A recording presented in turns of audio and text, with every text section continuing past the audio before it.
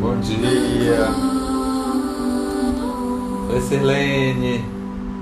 Oi, Samuel. Eliana, bom dia. Bom dia a todos, bom dia a todas. Sejam bem-vindos à nossa prática de meditação nesse sábado. Dia quando? Sábado, dia 9 de maio. Como é que vocês estão? Espero que estejam todos bem. Então a gente vai iniciar a nossa prática de hoje entoando o mantra Akal. Então a gente vai entoar esse mantra pensando em todas as pessoas, todos aqueles que partiram.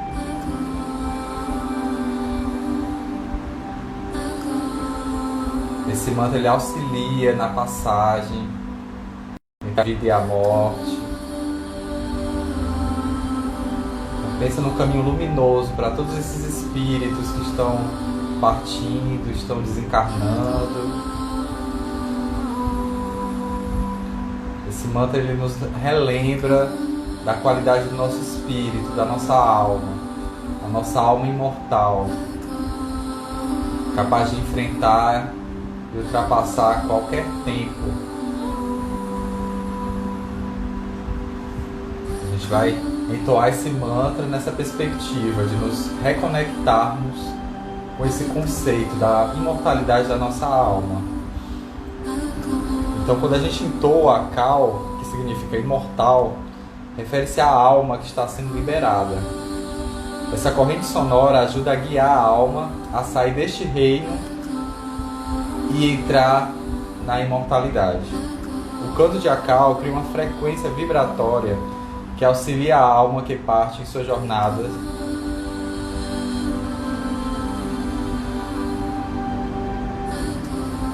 Deixa eu ver o gás. E é isso. A gente vai respirar fundo e vamos entoar algumas vezes esse mantra. Prepara, procura uma postura confortável.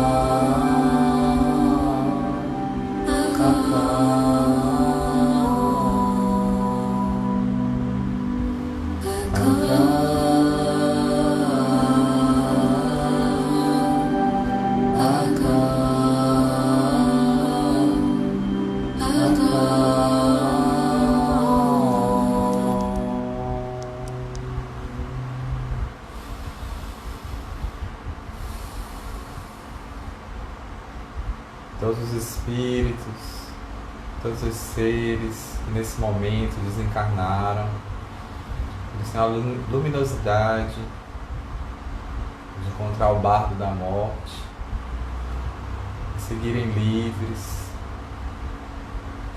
de seguirem pelo caminho da luz, de seguirem diante dessa qualidade que é a imortalidade da nossa alma, que se encontrem, se desapeguem desse plano e que consigam seguir adiante.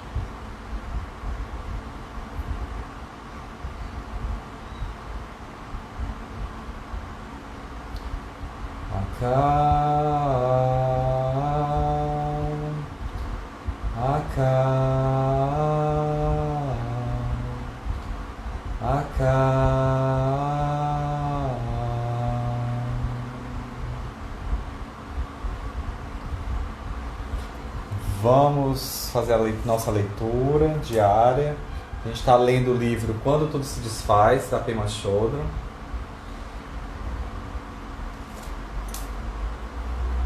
Já está bem adiantados. Quem está chegando agora, esse livro alguns de vocês já possuem e a gente faz a leitura todos os dias. É um livro bem importante porque ele vai falar sobre meditação e vai também dar alguns aspectos desse momento que a gente está vivendo, um momento onde as incertezas são tão grandes. Como é que a gente pode estar praticando diante desse cenário, né? Como é que a gente pode se posicionar dentro de um lugar caótico, onde a instabilidade impera, onde o que a gente imaginava que era certo e que era estável não é mais. Então esse livro ele aponta muito para esse lugar de como lidar com a instabilidade. Então a gente parou na página 56.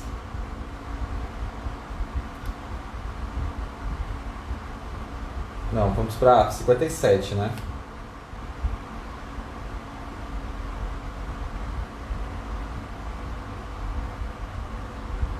Vou repetir só esse terceiro parágrafo aqui da 57. Somos como crianças, o capítulo é o capítulo 8. Somos como crianças construindo um castelo de areia. Nós os enfeitamos com lindas conchas, pedaços de madeira e caquinhos de vidro colorido. O castelo é nosso, proibido para os outros. Se alguém o ameaça, estamos dispostos a defendê-lo. No entanto, apesar de nosso apego, sabemos que inevitavelmente ele será levado pela maré.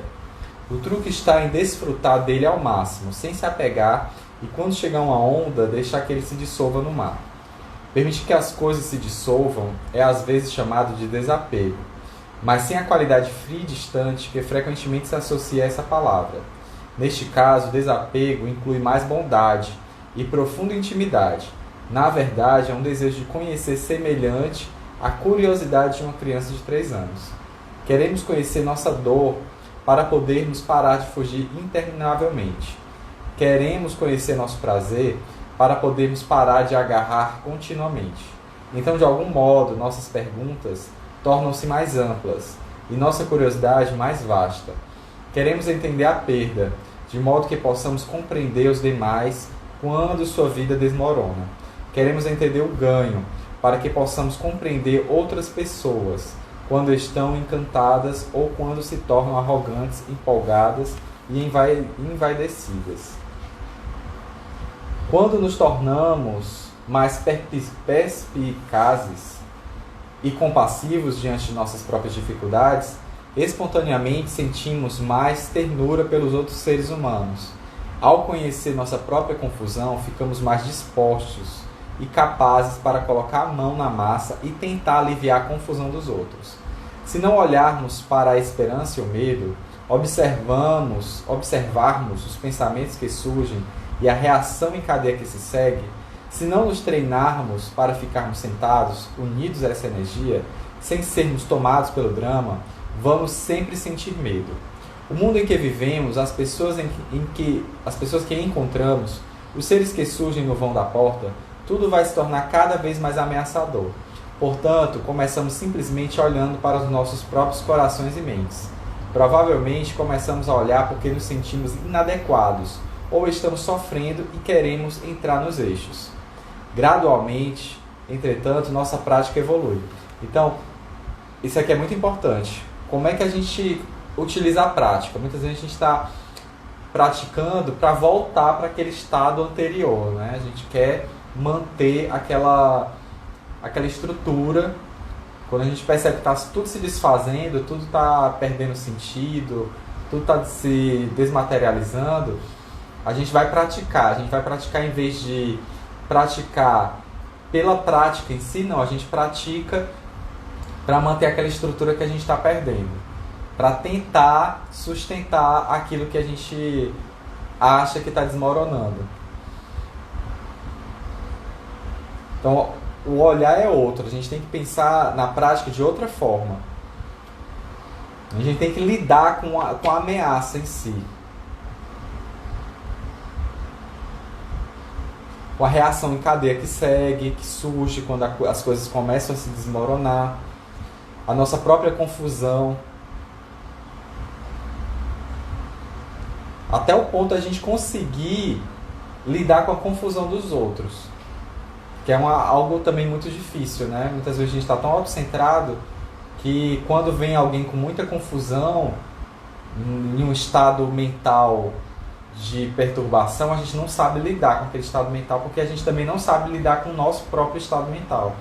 Então, se a gente não tem essa capacidade de lidar com o nosso estado mental, dificilmente a gente vai ter a possibilidade de estar ajudando alguém. Então, a gente tem que lidar com a nossa capacidade, com essa possibilidade, entre em contato com essa confusão, percebe o que isso atravessa, o que isso acontece, como é que isso acontece, observa tudo como sendo algo importante a ser analisado.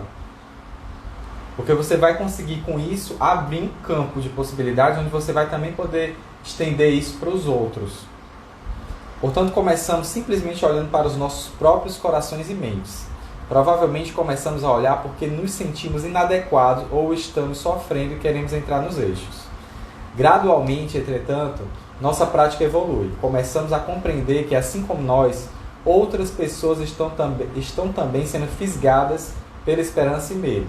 Então, quando a gente começa a praticar, a gente vai, com o tempo, vai estendendo a nossa prática para os outros. A gente não vai querer estar feliz sozinho.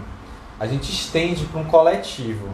A gente não passa a ser sozinho. A gente está acompanhado. A gente não sofre mais só. A gente vai perceber que outras pessoas estão tendo as mesmas sensações e os mesmos sentimentos nesse momento. No momento atual, agora. Tem um aplicativo muito interessante que eu já uso há algum tempo, chamado Insight Time. Então, o Insight Time é um aplicativo de meditação. Ele é um aplicativo, ele iniciou bem simples, era só mesmo um contador, como se fosse um reloginho que você programava o tempo de meditação e aí você seguia aquele tempo, né? Ele tinha um sininho para iniciar, um sininho para finalizar, como a gente faz aqui. Depois ele evoluiu, começou a colocar outras práticas, né? Tem práticas guiadas, tem uma série de recursos agora. Mas uma das coisas que eu achei mais interessante do Insight Time, desse aplicativo, era ele colocar simultâneo, você vê no mapa global as pessoas que estão meditando no mesmo momento que você. Então, quando você abre lá o Insight Time e termina a meditação, você visualiza todas as pessoas que estão meditando com você naquele exato momento. E ele também tem uma função lá que é tipo de agradecer aquela pessoa que está naquele horário, naquele exato momento, meditando com você. Como você agradecesse pela aquela pessoa estar meditando com você. Então você amplia a visão, né? Eu não estou meditando sozinho aqui, eu estou meditando com vocês, eu estou meditando com uma centena, milhares de pessoas pelo mundo, nesse exato momento estão meditando também. Isso cria uma outra energia, até para estimular a minha prática, até para me deixar com mais energia para continuar. Saber que tem outras pessoas como eu, estão dispostas no mesmo horário a estar fazendo aquela prática. E da mesma forma, outras coisas. No mesmo momento que você está bebendo água, milhares de pessoas estão bebendo água também. No mesmo momento que você está tendo sede, milhares de pessoas no mundo, milhões de pessoas no mundo, estão tendo sede também. Então, quando você está sofrendo, milhares de pessoas vão estar sofrendo no mesmo momento, no exato momento. Olha aí. Como não é só você que sofre. Você não está sozinho no sofrimento. Você está acompanhado de milhares de pessoas. Nosso sofrimento até dilui. Aquele sofrimento todo que a gente está sentindo, arrebatado pelo sofrimento, quando a gente percebe que eu não estou sozinho, não sofro só, a coisa dilui. Aquele autocentramento, né, de achar que as coisas só acontecem comigo, ele vai se esmaecendo, né, ele vai perdendo aquela força, aquela energia. Então, toda vida que você tomar um copo d'água, lembra de quantas pessoas estão tomando água junto com você. Quando você for meditar, lembra que você não está meditando sozinho, você está construindo uma energia coletiva. Imagina essa rede, essa teia que se forma toda vida que você para um tempo para meditar. O que é que você reforça no mundo? O padrão energético que você reforça no mundo. A gente está conectado. A gente já se engana que está isolado, né? Isso é tudo aparência. Isso aqui é só uma aparência. A gente não está tão distante assim. Então ela fala aqui, gradualmente, entretanto, nossa prática evolui. Começamos a compreender que, assim como nós, outras pessoas estão também sendo fisgadas pela esperança e medo. Por toda parte, vemos a angústia causada pela crença nos 8 dharmas materiais. Fica também bastante óbvio que as pessoas precisam de ajuda e que não há como ajudar alguém sem antes começar consigo mesmo. Né? É igual como você está aquelas instruções do avião. Né? Coloca primeiro a máscara para depois ajudar a colocar a máscara no coleguinha que está do lado. Então o avião tem essa instrução, né? Se tem a turbulência, caiu as máscaras, você primeiro coloca a sua para depois colocar a do outro. Porque se você colocar a primeira do outro, você vai acabar desfalecendo, né? Você não vai conseguir, e você talvez nem consiga, não dê tempo de você colocar a do outro. Então primeiro a gente tem que se ajudar. Nossa motivação para a prática começa a mudar e desejamos nos tornar mais suaves e sensatos pelo bem de outras pessoas. Ainda desejamos ver como nossa mente funciona e como somos seduzidos pelo samsara, mas não mais apenas por nós mesmos. Passa a ser por nossos companheiros, filhos, chefes, pelo dilema humano em sua totalidade. Então a nossa motivação vai mudando ao longo da prática. A gente vai começar a ficar mais suave, mais sensato com as outras pessoas. A gente vai entender melhor os dilemas que todos estão vivendo. A irritação do colega. Perceber o colega irritado, você vai lembrar que você já esteve irritado com a mesma intensidade com aquele colega. Então aí você, opa, eu já vi essa história aí. Eu sei como passa, eu sei como acaba. Você pensa, eu sei como acaba essa história. E isso vai virando um desejo mesmo de você se tornar mais suave, vai lidar melhor com as pessoas. Vamos desejar o entendimento de como a mente funciona. Vamos passar a ter mais interesse pelos nossos companheiros, pelos nossos filhos, chefes, por todas as pessoas que estão ao nosso redor. Pelo dilema humano. A gente vai passar a ter mais interesse pelo dilema humano. Porque quanto mais a gente se distancia, mais autocentrado a gente fica. E quanto mais autocentrado a gente fica, mais a gente sofre. Imagina o sofrimento. Imagina a pessoa mais autocentrada que você conhece agora. Imaginou?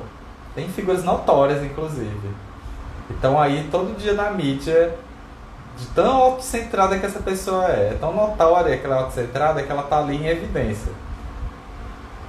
Imagina agora o sofrimento dessa pessoa, autocentrada, apegada. Ela está apegada a tudo e a todas as situações. Apegada à família, apegada aos filhos, apegada aos objetos materiais, apegada ao cargo que ocupa. Ela só pensa nela, na verdade. Ela não pensa na família dela, não pensa no bem comum, ela está pensando nela, exatamente no momento dela, nela, na felicidade dela. Olha o sofrimento dessa figura. É muito sofrimento, gente. Não é pouco, não. Não é porque ela está cercada de aparatos materiais que ela não sofre, não. Ela sofre. Ela sofre tanto quanto alguém que não tem recurso financeiro, recurso material. Poder. Imagina alguém com muito poder. Esse poder político, esse poder econômico. Poder. O sofrimento que essa pessoa está imersa. De perder isso. Ela dorme? Provavelmente não dorme bem. Deve usar altos medicamentos para se manter. Inclusive até cambaleante ela aparece de vez em quando. Enfim. Não vamos falar desse assunto. Capítulo 9. Os 6 tipos de solidão. Normalmente vemos a solidão como um inimigo. Olha, esse capítulo é bem interessante, viu? Para esses momentos que a gente está agora, em que muitos de nós estamos sozinhos em casa, sem contato com a família, sem contato com amigos, e que nesse momento de isolamento é importante você permanecer dessa forma. Perceber que a solidão é também uma questão mais da mente do que de outra questão, e que a gente tem que aprender a lidar com a solidão, porque quando a gente aprende a lidar com a solidão, a gente mergulha nessa nossa história de vida. A gente mergulha naquilo que somos, em toda a nossa construção cultural. A gente está ali diante de nós mesmos, diante do espelho. Então, é importante esse momento. É super importante para a gente se conhecer. Então, ela vai falar aqui dos 6 tipos de solidão. Normalmente, vemos a solidão como inimigo. A melancolia não é algo que escolhemos convidar. Ela é inquieta, fértil e ardente pelo desejo de escapar e encontrar alguma coisa ou alguém que nos faça companhia. Quando conseguimos repousar no caminho do meio, começamos a ter um relacionamento não ameaçador com a solidão. Uma solidão relaxante e refrescante que transforma radicalmente nossos amedrontados padrões habituais. Então a gente vai criar esse estado de uma solidão refrescante. A gente vai sair dos nossos padrões habituais, a gente vai aprender a lidar com eles. Então a gente vai perceber que a solidão ela ganha uma outra qualidade. Não ameaçador. Uma solidão relaxante. Aí ela chama de solidão refrescante. Não há ponto de referência no caminho do meio. Esse é o caminho do yoga. O caminho do yoga é o caminho do meio. A mente sem ponto de referência não se define, não se fixa, não se agarra. Então, durante o caminho do meio, a gente não vai ter nenhuma referência. A gente não tem pontos para nos apoiar. O caminho do meio é processo. Você vai caminhando. Você não vai ter placas de sinalização dizendo início, meio e fim, não, no caminho do meio. Você só segue, você só trilha. E o prazer do caminho do meio está no próprio caminhar. Está no próprio passo a passo. Sem saber o ponto de chegar, onde você vai chegar. Você tem uma mínima ideia de como é. Mas não é isso. O caminho do meio é o processo, é viver no presente. É no exato momento. Você agora, quando você traz sua mente para o momento presente, você está vivendo o caminho do meio. Você traz sua mente para o agora, percebendo as possibilidades que você possui nesse exato momento, sem estar ligado nem no futuro, nem no passado. Exatamente no presente. Então você não tem onde se fixar nem se agarrar. Como é possível não ter um ponto de referência? Isso seria mudar uma resposta. Ela faz essa pergunta, né? Como é possível não ter um ponto de referência? Isso seria mudar uma resposta arraigada e habitual diante do mundo. Querer que as coisas funcionem bem, de um jeito ou de outro, se não podemos virar nem para a esquerda nem para a direita, achamos que vamos morrer. Quando não escolhemos uma direção, temos a sensação de estar em uma clínica de desintoxicação. Então, a gente não tem ponto de referência. Imagina um caminho onde a gente não sabe se vira para a direita ou para a esquerda, se vai para frente, se volta para trás. Você está ali presente naquele momento. Então você vai caminhando. Se você não tem referência nenhuma, qual é a única coisa que você tem a fazer? Se concentrar no que você está ali fazendo, caminhando, observando o redor. Se tiver com alguém do lado, convivendo. Se tiver sozinho, se autoconhecendo. Esse é o caminho do meio. Mas aí a gente tem aquela impressão que vai morrer, né? Porque quando a gente não tem nada para se apegar, se apoiar, a gente fica diante do fato da morte, né? Do inevitável fato da morte. Sentimos a angústia da abstinência, com toda a irritação que temos tentado evitar por meio de nosso padrão habitual. Esse sentimento pode ser bastante penoso. Então, a abstinência, a gente tem muitos de nós devemos ter passado por alguma situação de abstinência do cotidiano. O que é isso? A abstinência do cotidiano é quando você tem uma pausa brusca na sua rotina, no seu dia a dia, e que você começa a sentir sintomas físicos daquilo que te trazia prazer, daquilo que te mantinha numa rotina. Então, como a gente teve essa pausa brusca em que estivemos agora dentro de nossas casas, sem estar fazendo as nossas atividades habituais, geralmente o corpo vai sentir, porque o corpo já estava habituado com aquela rotina. Então a gente tem essa abstinência do cotidiano. Então ela vai falar sobre isso também. Ela vai falar de como a gente se porta diante dessa abstinência, como é que a gente lida com isso. A gente vai ter que aceitá-la como algo natural, como um processo natural do nosso corpo.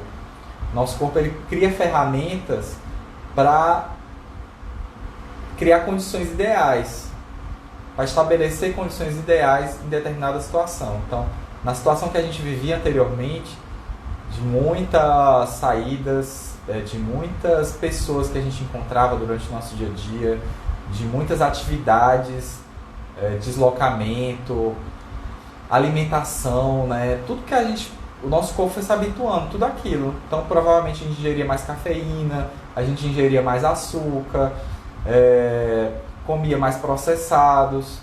Pode ser que você ainda esteja tentando manter essa mesma rotina, mas você tem a possibilidade de não estar nessa rotina mais, de incluir alimentos vegetais, né? Incluir tomar mais água, diminuir a cafeína, enfim.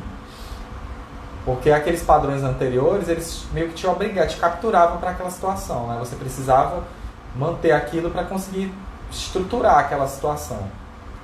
Agora que a gente não está mais na mesma situação, a coisa mudou, então o corpo ele fica nesse estado alterado, né? Pedindo aquilo que ele tinha antes.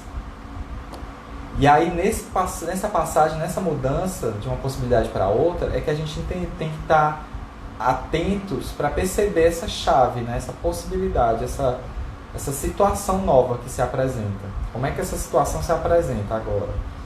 E como é que eu lido com isso de uma forma mais amena, de uma forma mais agradável?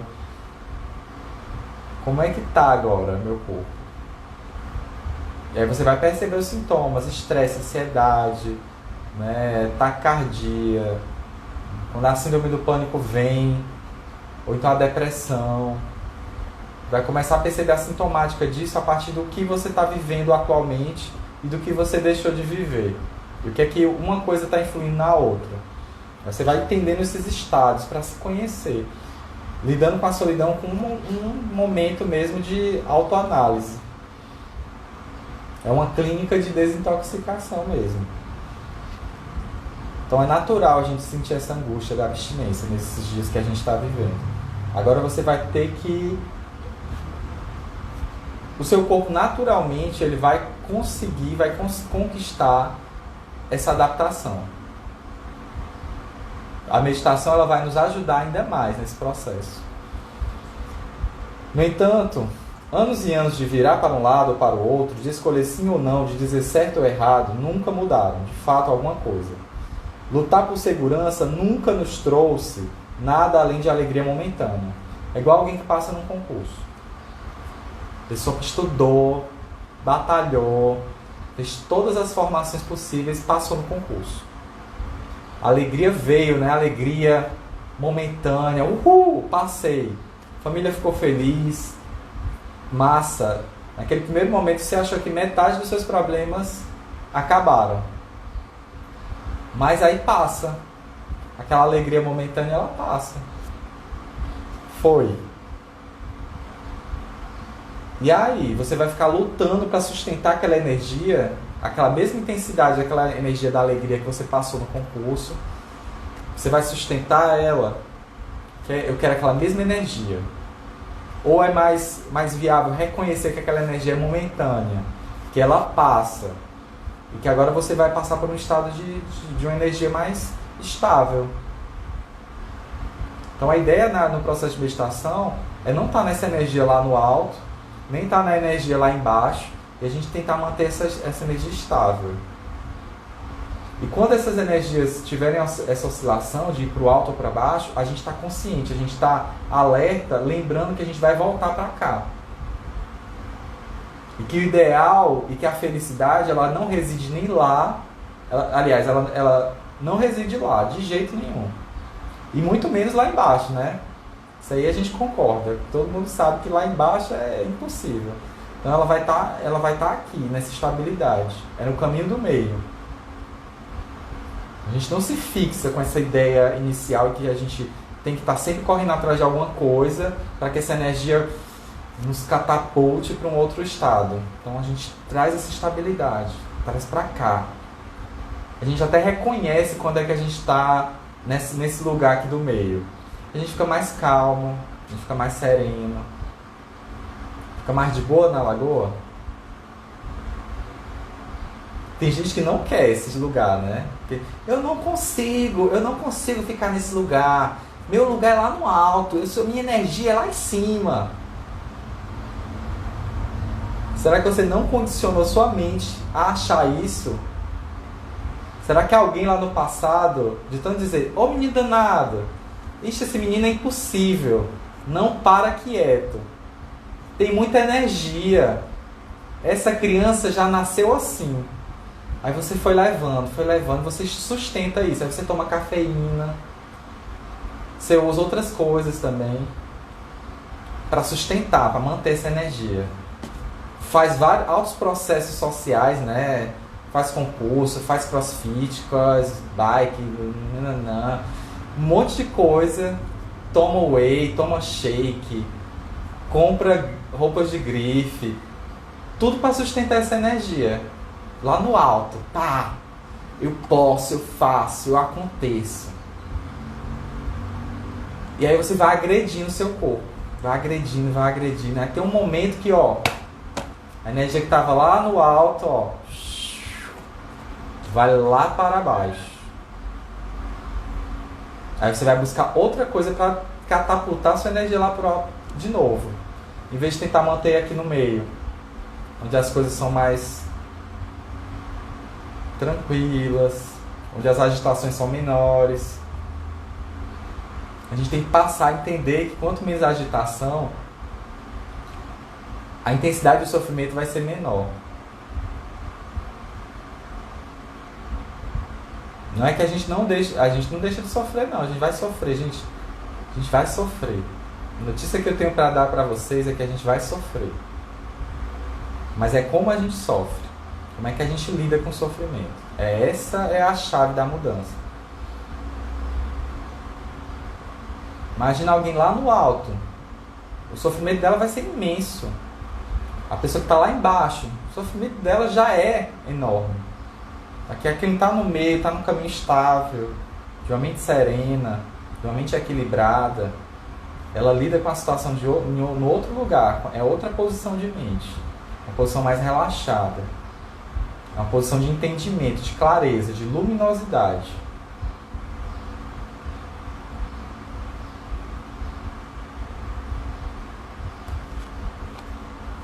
Só para encerrar. Então, lutar por segurança nunca trouxe nada além de alegria momentânea. Assemelha-se a mudar de posição das pernas durante a meditação. Né? Na meditação a gente tem esse hábito, né? A gente fica enlouquecido para mudar a perna e muda, né?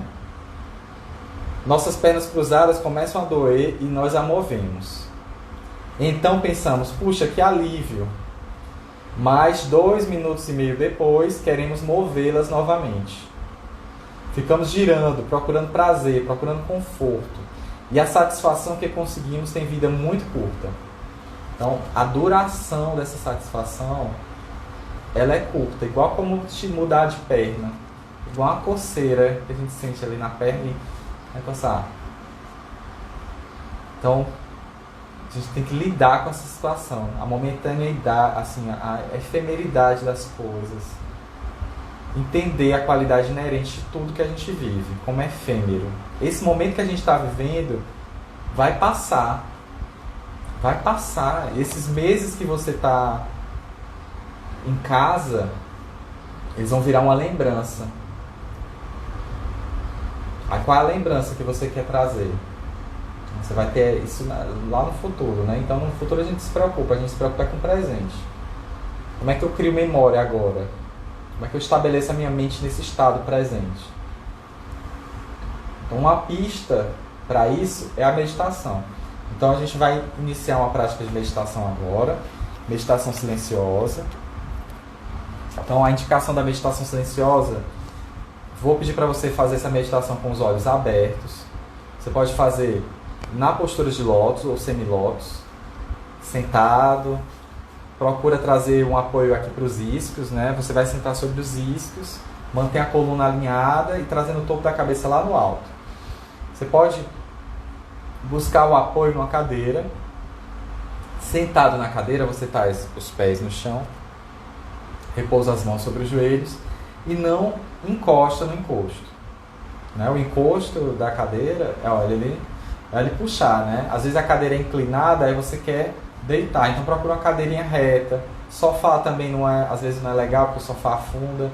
Então procura uma cadeira que te mantém estável. para que você fique com a coluna ereta. E olha para um ponto fixo lá na frente. Mantenha a estabilidade da mente a partir desse ponto. E você observa, além disso, você pode observar a sua exalação. Inala e aguarda a exalação.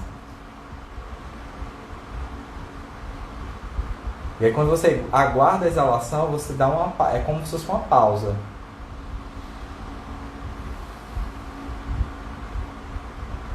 Então, sempre trazendo a mente para esse lugar. E ainda tem mais uma fórmula. Quando vier um pensamento muito insistente, você rotula ele como pensando. O pensamento veio, ele está insistindo, ele não quer passar. Aí você rotula ele pensando. E aguarda a passagem dele.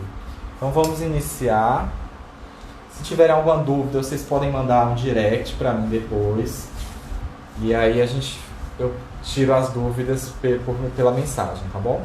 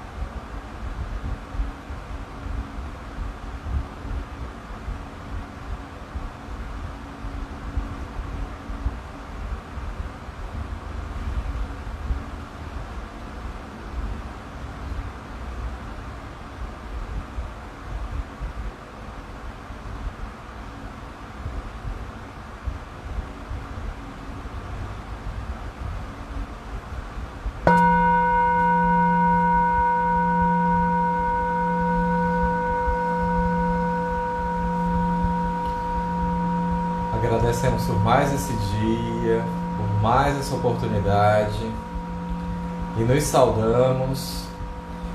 Namastê. Gratidão, gratidão a todas, gratidão a todos. Um ótimo dia, um ótimo sábado. Até o nosso próximo encontro, até às 9h30 aqui no Instagram tem aula de yoga. Às 18h no YouTube também temos aula de yoga. À noite é pelo YouTube. Então agradeço a todos vocês, agradeço a participação, agradeço a todos que estão por aí. Valeu, Eliana, valeu, Reticência, João Pimenta, meu amigo, que bom te ver por aqui. Cris, Clécia, Dani, Sirlene, Isabel, Norma, Sabrina, Sandra, Josi, Bruno, Sara, Raquel, Lorene. Valeu, gente. Valeu a todos. Oi, Dani, Lenilton. Bom dia, meus queridos. Até o nosso próximo encontro, até às 9h30 com a nossa prática de yoga. Agradeço aos apoiadores que gentilmente estão colaborando e que com a ajuda de vocês a gente pode manter o projeto funcionando. A gente precisa de uma estrutura para que esse projeto aconteça e com o financiamento coletivo essa possibilidade existe, né?